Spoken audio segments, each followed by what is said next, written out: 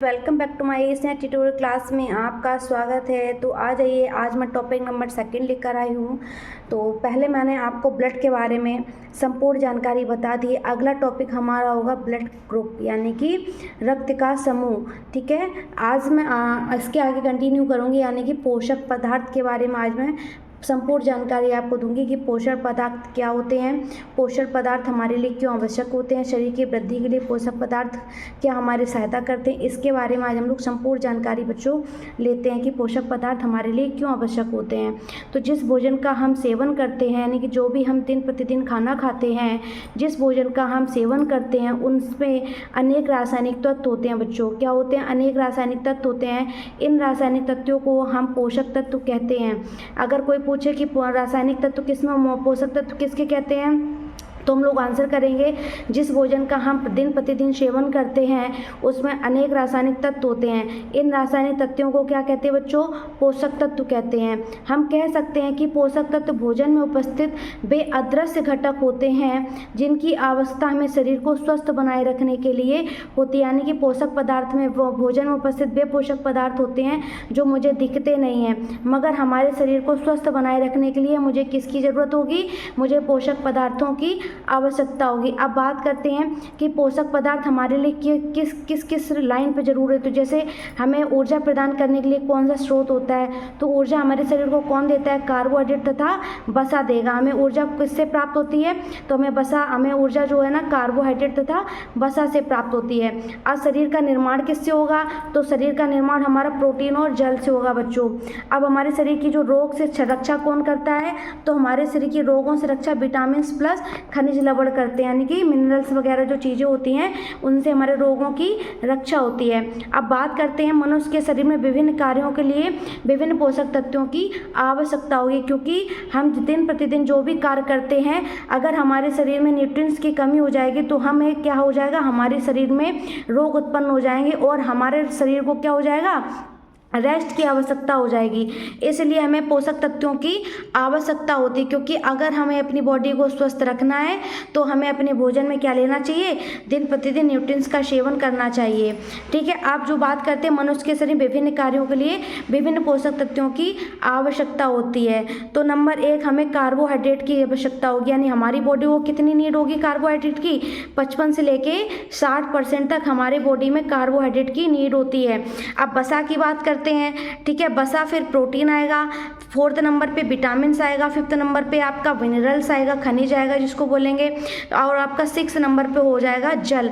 यानी कि मुझे एक स्वस्थ बॉडी को रखने के लिए मुझे कार्बोहाइड्रेट, वसा, प्रोटीन, विटामिन, खनिज लवण, मिनरल्स, यानी कि इतनी चीज़ों की मुझे बॉडी को स्वस्थ रखने के लिए इतनी चीज़ों की आवश्यकता होती है। अब एक एक करके हम उन सभी को बारे में पढ़ते हैं कि आखिरकार कार्बोहाइड्रेट क्या होता है। तो कार्बोहाइड्रेट बच्चा क्या होगा? कार्बोहाइड्रेट कार्बन, हाइड्रोजन, दूध और ऑक्सीजन के अनुपात से मिलकर बनने वाले यौगिक को कार्बोहाइड्रेट कहा जाता है। यानी कि जो भी कार्बन हाइड्रोजन से मिलकर बनता है, किससे? कार्बोहाइड्रेट किससे मिलकर बनता है?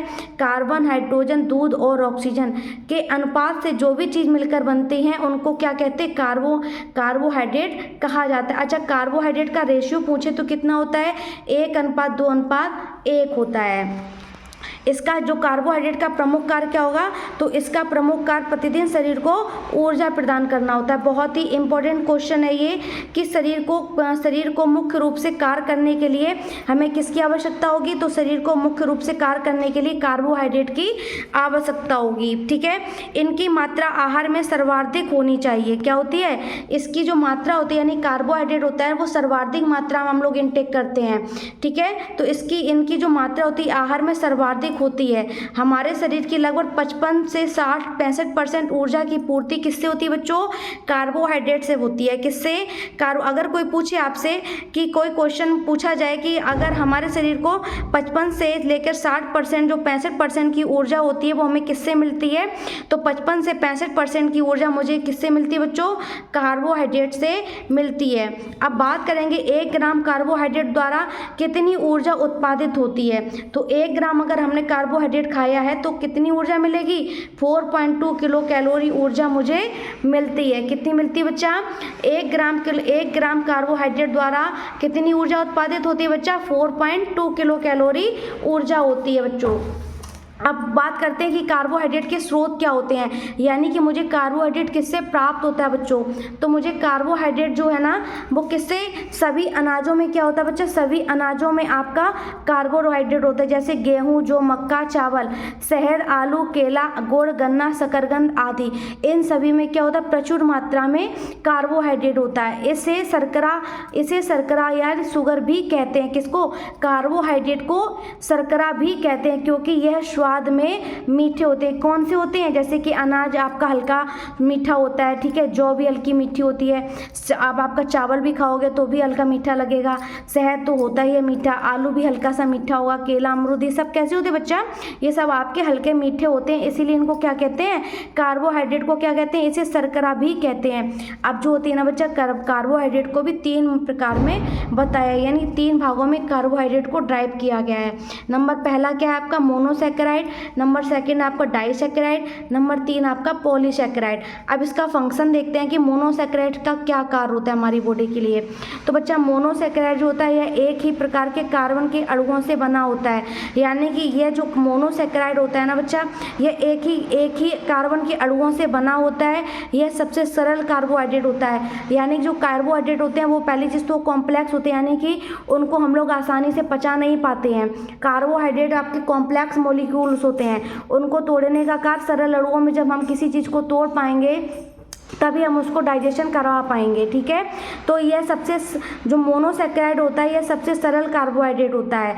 पाचन की क्रिया में इन्हें अंतिम रूप से प्राप्त किया जाता है, यानी कि बहुत आसानी से ये डाइजेस्ट हो जाते हैं, जैसे कि आपका ग्लूकोज, फ्रक्टोज, गैलेक्टोज, ठीक है बच्चा, फ्रक्टोज, ग्लूकोज और क्या होता है गैलेक्टोज, ये सब आपके क्या है बच्चे, ये सब आपके मोनोसैकेराइड्स हैं।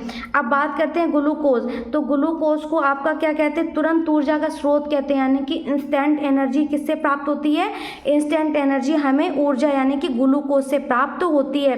ग्लूकोज का रासायनिक सूत्र पूछा जाए तो ग्लूकोज का रासायनिक सूत्र होता है C6H12O6, इसका रासायनिक सूत्र होता है, ठीक है। ग्लूकोज को शरीर का ईंधन भी कहते हैं, यानी कि पूछा जाए शरीर का ईंधन किसे कहते हैं, तो शरीर का ईंधन ग्लूकोज को कहते हैं। ग्लूकोज का रासायनिक सूत्र बच्चा क्या होता है, तो ग्लूकोज का रासायनिक सूत्र आपका C6H12O6 होता है, जैसा कि आप देख पा रहे हैं। फ्रक्टोज क्या होता है बच्चा, तो फ्रक्टोज दुनिया की सबसे मीठी प्राकृतिक शर्करा होती है। जो फ्रक्टोज होता है ना वो सबसे ज़्यादा स्वाद में मीठा होता है। ये कैसा होता है, ये प्राकृतिक शर्करा होती है। फलों के मीठेपन का कारण क्या होता है, फ्रक्टोज, यानी कि फलों में भी क्या होता है, फ्रक्टोज पाया जाता है। शहद की शर्करा भी किसको कहते हैं, क्वेश्चन पूछा जाए शहद की शर्करा किसे कहते हैं, तो शहद की शर्करा बच्चों फ्रक्टोज को कहते हैं। किसको कहते हैं, फ्रक्टोज को कहते हैं, ठीक है। अब बात करते हैं गैलेक्टोज की। गैलेक्टोज क्या होता है, ये आमतौर पर प्रकृति में अन्य शर्कराओं के साथ मिलकर पाया जाता है, यानी कि गैलेक्टोज कभी अकेला नहीं पाया जाएगा। यह कब कैसे पाया जाएगा, यह अन्य शर्कराओं के साथ मिलकर पाया जाता है। जो आपका गैलेक्टोज होता है ना वो आमतौर पर प्रकृति में अन्य शर्कराओं के साथ मिलकर पाया जाता है। उम्मीद करेंगे फ्रेंड्स आपको glucose, fructose, galactose, monosaccharide, polysaccharide, disaccharide बहुत ही आसानी से समझ में आएगा, ठीक है। तो आपको मोनोसैकेराइड्स पार्ट पूरा पता चला होगा, समझ में भी आया होगा। उम्मीद करेंगे कि मोनोसैकेराइड आपको समझ में आया होगा। अब बात इसी के आगे करते हैं कि डेयरी उत्पाद आपके गैलेक्टोज में ही आएंगे, ठीक है। डेयरी उत्पाद क्या होते हैं बच्चों, तो जैसे दूध, मक्खन, खट्टी क्रीम, आइसक्रीम और दही गैलेक्टोज के रूप होते हैं। किसके होते हैं बच्चा, ये लैक्टोज के रूप में होते हैं। इसमें क्या पाया था, गैलेक्टोज के सबसे अच्छे खाद्य स्रोत पाए जाते हैं, माने जाते हैं, यानी कि सबसे अच्छे खाद्य स्रोत कौन से होते हैं गैलेक्टोज के, तो सबसे अच्छे खाद्य स्रोत गैलेक्टोज के जैसे दूध, मक्खन, खट्टी क्रीम, आइसक्रीम और दही लैक्टोज के रूप में ये सब पाया जाता है, जो कि गैलेक्टोज के सबसे अच्छे खाद्य स्रोत होते हैं। अब बात करते हैं बच्चे डाइसैकेराइड की, कि डाइसैकेराइड क्या होता है, जब दो मोनोसैकेराइड, यानी कि आप जो भी पढ़ के आए हो, ठीक है, मोनोसैकेराइड पढ़ा है, डाइसैकेराइड की बात करते हैं। जब दो मोनोसैकेराइड जुड़ते हैं, यानी कि एक और एक मिलकर दो होता है, जब दो मोनोसैकेराइड जुड़ते हैं तब यह एक अणु बनता है, यानी कि जब दो मोनोसेक्राइड बनेंगे में जुड़ेंगे तब आपका क्या बनेगा, जब आपका जाके डाइसेक्राइड बनेगा, वो भी कितना अणु, एक अणु जाके बनता है, जिसे डाइसेक्राइड कहा जाता है। जैसे कि ग्लूकोज प्लस फ्रक्टोज मिलकर बनता है। ग्लूकोज भी आपका क्या है, मोनोसेक्राइड है। फ्रक्टोज भी आपका क्या है बच्चा, मोनोसेक्राइड है। जब ये दोनों क्रिया करेंगे तो आपका क्या मिलेगा बच्चा, जाके सुक्रोज मिलेगा। ठीक है, ग्लूकोज प्लस ग्लूकोज मिलकर अगर क्रिया करेंगे तो आपको माल्टोज प्राप्त होगा। ग्लूकोज प्लस गैलेक्टोज मिलकर क्रिया करेंगे तो आपको लैक्टोज प्राप्त होगा। ठीक है, अब बात करते हैं बच्चे सुक्रोज की, कि सुक्रोज क्या होता है। सुक्रोज होता है ना, गन्ने एवं गुड़ की शर्करा भी कहा जाता है। अगर प्रश्न आए कि गन्ने और गुड़ की शर्करा किसे कहा जाता है, तो गन्ने एवं गुड़ की शर्करा आपको सुक्रोज को कहा जाता है। टेबल शुगर भी इसी को ही कहते हैं बच्चे। यानी कि प्रश्न आए कि टेबल शुगर किसको कहा जाता है, यानी टेबल शुगर भी सुक्रोज को माना जाता है। ठीक है, उम्मीद करेंगे साथियों कि सुक्रोज आपको समझ में आया होगा। अब बात करेंगे माल्टोज की बच्चे। माल्टोज क्या होता है, तो माल्टोज होता है ना, अभी मैंने आपको पढ़ाया जो माल्टोज जौ, ज्वार, मक्का, गेहूं एवं अंकुरित अनाज की शर्करा कहते हैं। जो माल्टोज होते हैं ना बच्चे, वो आपके स्प्राउट्स वगैरह में होते हैं। ठीक है, स्प्राउट्स मतलब अंकुरित चीज़ों में होती है माल्टोज, जैसे जौ हो गया, ज्वार हो गया, मक्का, गेहूं एवं अंकुरित अनाज की शर्करा इसको कहते हैं। शराब में भी आपकी कौन सी शर्करा पाई जाती है बच्चों, तो शराब में भी आपकी माल्टोज शर्करा पाई जाती है। आपको पता होना चाहिए कि शराब में कौन सी शर्करा मौजूद होती है, शराब में माल्टोज शर्करा मौजूद होती है। दूध में कौन सी प्रोटीन पाई जाती है, दूध में आपका लैक्टोज पाया जाता है। क्या पाया जाता है, लैक्टोज। और प्रोटीन तो कैसीन प्रोटीन पाई जाती है। कौन सी प्रोटीन पाई जाती है बच्चे, कैसीन प्रोटीन पाई जाती है। ठीक है, अब बात करते हैं पॉलीसेक्राइड की, यानी कि तीनों टाइप आपके पढ़े हैं, दो टाइप पढ़ चुके, तीसरा टाइप आपका आया पॉलीसेक्राइड। ये किसके भाग हैं, ये बच्चे कार्बोहाइड्रेट के 3 भाग बताए थे। ठीक है, मोनोसेक्राइड, डाइसेक्राइड, अब आएगा आपका पॉलीसेक्राइड। ठीक है, उम्मीद करेंगे कि मोनोसेक्राइड और डाइसेक्राइड आपको समझ में आया होगा। ठीक है, डाइसेक्राइड के कौन कौन से पार्ट, सुक्रोज, माल्टोज, लैक्टोज। ठीक है, माल्टोज किस में पाया जाता है, ये अंकुरित चीजों में माल्टोज पाया जाता है, और माल्टोज मुख्य रूप से शराब में भी पाई जाती है। लैक्टोज किस में, तो दूध में पाया जाने वाला लैक्टोज होता है। सुक्रोज किस में पाया जाता है, इसको टेबल शुगर भी कहते हैं। किसको, सुक्रोज को टेबल शुगर कहते हैं। गन्ने एवं गुड़ की शर्करा भी किसको कहते हैं, गन्ने एवं गुड़ की शर्करा भी बच्चे सुक्रोज को कहते हैं। उम्मीद करेंगे साथियों कि ये भी आपको बहुत आसानी से समझ में आया होगा। अब बात करेंगे साथियों पॉलीसेक्राइड की।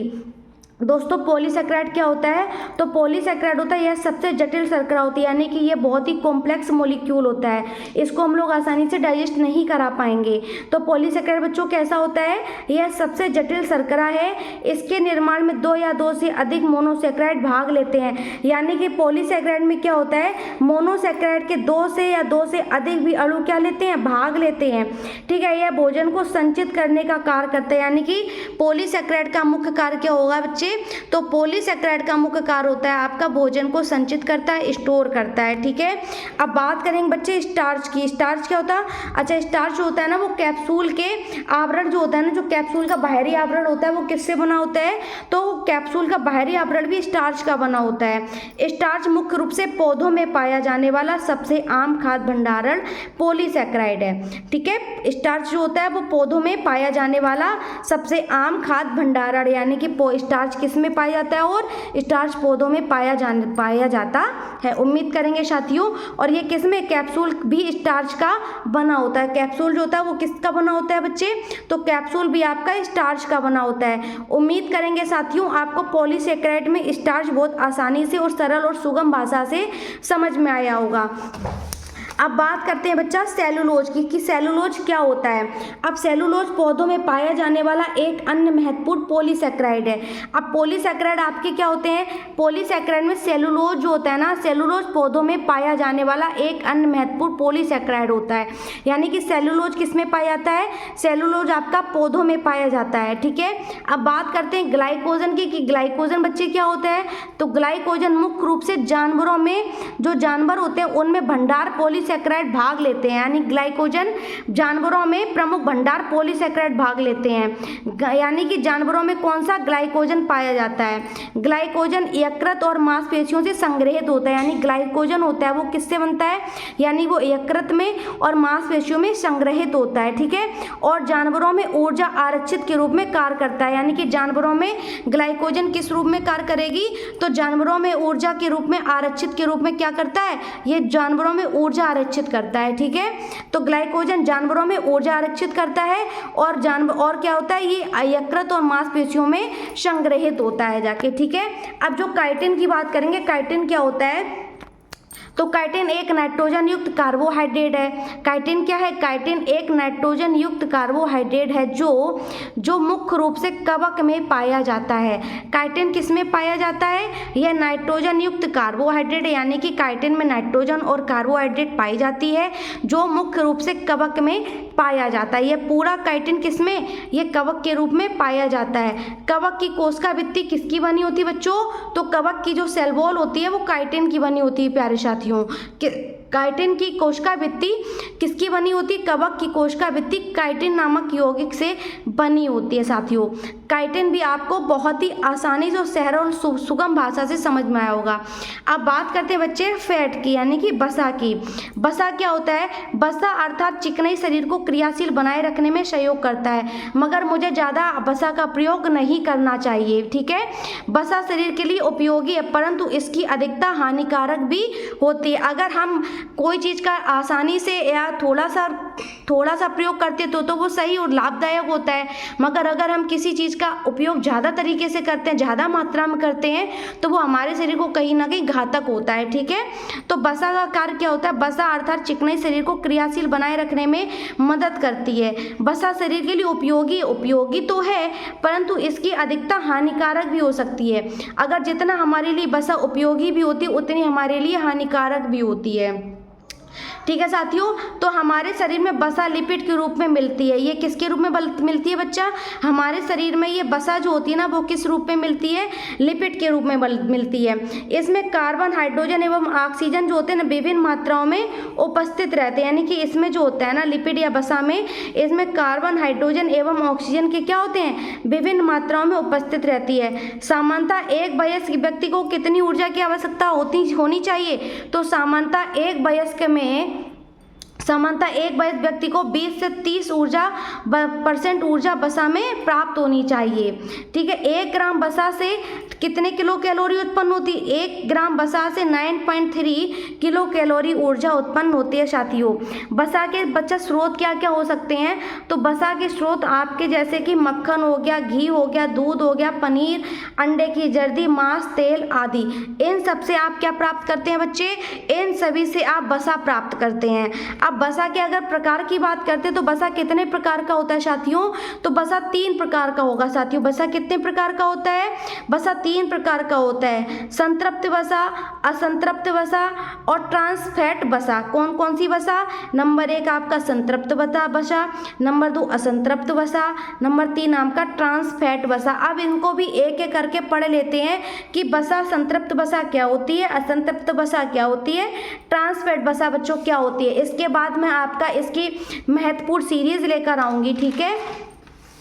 अब बात करते हैं बच्चे ट्रांस, यानी कि आपका संतृप्त वसा क्या होता है? संतृप्त वसा रक्त में कोलेस्ट्रॉल के स्तर को बढ़ाता है, यानी कि संतृप्त वसा हमारे लिए आवश्यक और महत्वपूर्ण नहीं होगी। अगर हमने संतृप्त वसा का सेवन ज़्यादा कर लिया तो यह हमारे शरीर में ब्लॉकेज पैदा कर देता है, नसों में ब्लॉकेज बना देता है, जिससे हमें हार्ट अटैक की भी समस्या आ सकती है। तो संतृप्त वसा हमें ज़्यादा नहीं लेनी चाहिए। संतृप्त वसा रक्त में कोलेस्ट्रॉल के स्तर को बढ़ाती है, इसका सेवन कम मात्रा में करना चाहिए। जैसे मक्खन हो गया, पनीर, मांस, घी, डालडा, इन सभी का मात्रा का कम प्रयोग करना चाहिए, ठीक है। अब बात करते हैं असंतृप्त वसा। असंतृप्त वसा हमारे लिए उपयोगी भी होती है और अच्छी भी होती है। असंतृप्त वसा हमारे स्वास्थ्य के लिए अच्छा है, यह हमारे दिल के स्वास्थ्य को बनाए रखता है। दिल में जो मतलब हमारे शरीर में दिल होता है यानी हार्ट होता है, उसको स्वस्थ बनाए रखता है। कौन सा? असंतृप्त वसा। हमारे शरीर से हानिकारक कोलेस्ट्रॉल को हटाने में सहायता करता है। यानी कि जो असंतृप्त वसा होता है वो किसका कार्य करता है, हमारे शरीर में जो भी हानिकारक कोलेस्ट्रॉल होता है उसको हटाने में सहायता करता है। कौन कौन सा तेल हो गया, जैसे आपका मूंगफली का तेल हो गया, सूरजमुखी का तेल हो गया, ठीक है, जैतून का तेल हो गया, सरसों का तेल हो गया, बादाम हो गया, काजू हो गया, ये सब क्या होते हैं, ये आपकी सब असंतृप्त वसाएं होती है। इनका अगर हम लोग सेवन करेंगे तो हमारे स्वास्थ्य के लिए अच्छा ही होता है, यानी कि हानिकारक नहीं होगा। अब बात करते हैं ट्रांसफैट वसा की बच्चों। तो ट्रांसफैट वसा हमारे लिए हानिकारक का रूप होती है। इस वसा का सेवन करने से हमारे शरीर में बुरे कोलेस्ट्रॉल की मात्रा बढ़ जाती है, यानी कि इसका भी मुझे कम से कम प्रयोग करना चाहिए। इस वसा का सेवन करने से हमारे शरीर में बुरे कोलेस्ट्रॉल की मात्रा तो बढ़ जाती है तथा अच्छे कोलेस्ट्रॉल की मात्रा घट जाती है या कम हो जाती है साथियों, जिससे हार्ट अटैक की बीमारी हो सकती है। यानी कि मुझे ट्रांस फैटी वसा का भी कम उपयोग करना चाहिए, जैसे फास्ट फूड हो गया, पिज्ज़ा हो गया, कुरकुरे हो गया, बर्गर हो गया, इन सभी का मुझे कम प्रयोग करना चाहिए। जैसे कि हम लोग पिज्ज़ा लेते हैं, हम लोग कुरकुरे खाते हैं, उसमें हम लोग क्या मिला देते हैं, उसमें भी हम लोग ट्रांस फैट वसा मिला देते हैं, जिससे वो कि हमें और भी स्वादिष्ट लगने लगता है और हम उसी के क्या हो जाते हैं, नीडी यानी आदि हो जाते हैं। अब मुझे वो खाना ही खाना होता है, वो स्वाद बढ़ाने का कार्य करता है। ट्रांस फैट वसा जो होता है ना, वो स्वाद बढ़ाने का कार्य करता है। अब बात करते हैं बच्चों वसा के कार्य, यानी कि वसा का क्या क्या कार्य होता है। वसा होती है ना, वो हमारे शरीर के बाहरी आघातों से बचाती है, यानी कि जो भी मुझे चोट वगैरह लगती है तो हमें वसा क्या करती है, उनसे हमारी रक्षा करती है, बचाती है मुझे। वसा आमतौर पर शरीर में ऊर्जा का संग्रह स्रोत होता है, ठीक है, जो त्वचा के नीचे जमा रहती है। जैसे कि जो त्वचा होती है ना, उसके नीचे वसा क्या हो जाती है, जमा हो जाती है। साथियों आगे बात करेंगे, वसा शरीर के तापमान को भी बनाए रखता है, यानी कि वसा जो होता है ना, वो शरीर के तापमान को भी कैसा रखता है, नियंत्रण रखता है। और एक बात बताते हैं कि जो ऊंट होता है ना, उसके कुवड़ में भी वसा पाई जाती है। वसा किस में पाई जाती है, ऊंट के कुवड़ में भी वसा पाई जाती है साथियों। अब मेरा एक क्वेश्चन है आपसे, क्या है हमारा क्वेश्चन, हीमोग्लोबिन, फाइब्रोनोजिन, प्रोथ्रोम्बिन, ये तीनों प्रोटीन कहाँ देखने को मिलते हैं साथियों। तो आपको ये तीनों आपके मानव रक्त में ये तीनों प्रोटीन देखने को मिलती है। हीमोग्लोबिन, फाइब्रोनोजिन, प्रोथ्रोम्बिन, ये तीनों प्रोटीन कहाँ, मानव के रक्त में देखने को मिलती है। गेहूं में साथियों कौन सी प्रोटीन होती है, गेहूं में साथियों ग्लूटेन प्रोटीन होती है। गाजर में साथियों कैरोटीन प्रोटीन होती है। दूध में कैसीन प्रोटीन होती है। ऐसे ही जानकारी को देखने के लिए आप हमारे चैनल को सब्सक्राइब करें, वीडियो को लाइक करें, ज़्यादा से ज़्यादा शेयर करें, सब्सक्राइब करें। Thank you friends.